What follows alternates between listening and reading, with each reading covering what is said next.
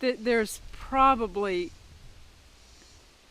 always in everything I do some element of something that's not achievable or not touchable, or you can't really get to it. There's a longing or a yearning or a desire to have something, to build something, to have an ability like flying, but that at least the characters that inhabit the Zed world, they're never gonna get there.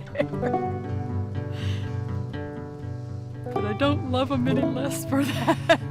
I just love them all the more for that.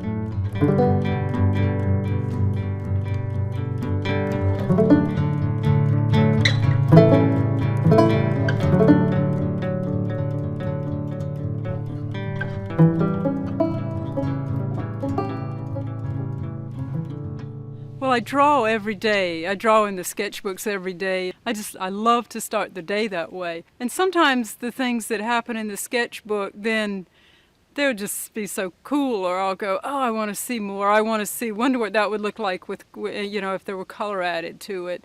So I will sometimes take one of those sketches and develop a larger drawing from it.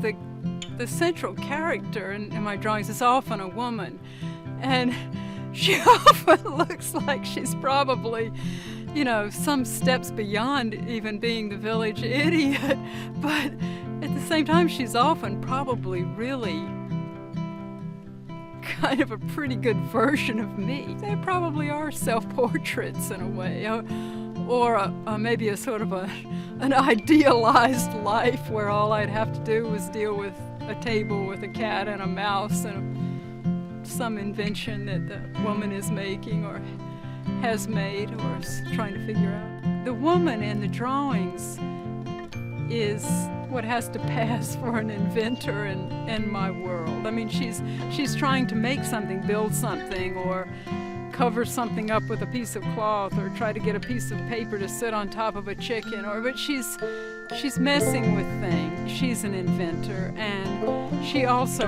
roughly is my father's daughter. My father took television sets apart on the dining room table at night because he moonlit as a television repairman, and I would be the kid who was standing there watching the picture tube come out and all the soldering and the whatever.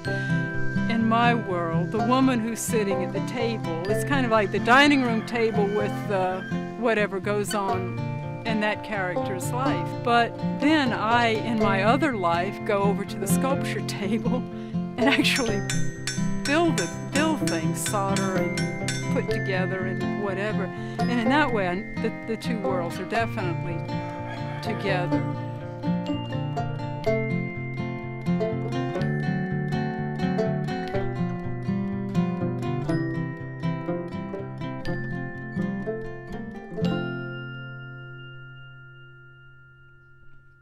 Scrap floats.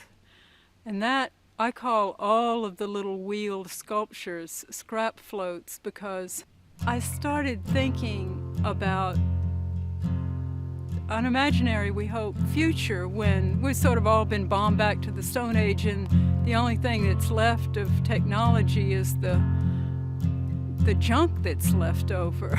So, people are still going to have parades, even if there's nothing to have a parade with but debris. The scrap floats are my parades of the future. I think it probably has to do with the fact that the people, for all of our intelligence and all of what we can do, we do such stupid things or such blunderous things.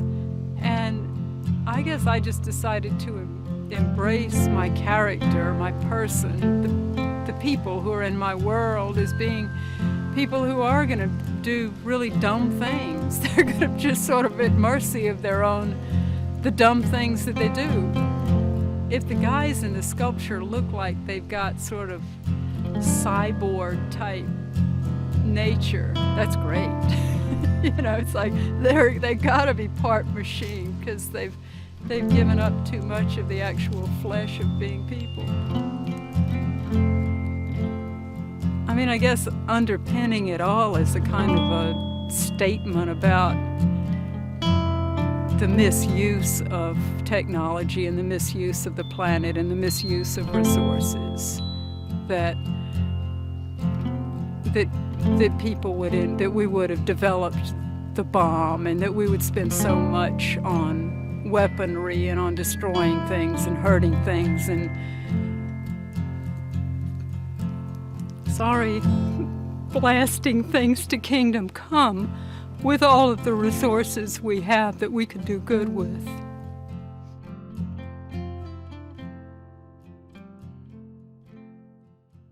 It's hard to express what it is about my mother that really is so important to my work. Well, it's probably from the combination of my parents and just a kind of crazy permission to be zany within my family. The whole way I've create this sort of like world of characters where animals are on tables, and it's hard to express, but there's this kind of level of like black humor, like satiric. I mean, it's that Southern thing. I think a lot of Southern families have this. Southern writers like Flannery O'Connor and all these like zany characters. I mean, you live in this like little hybrid world of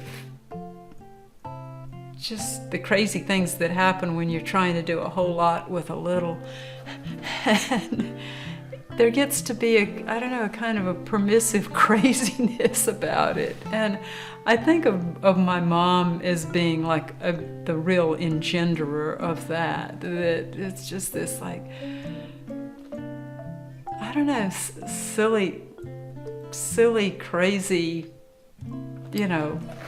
half tragic stuff that would happen, or that you would survive.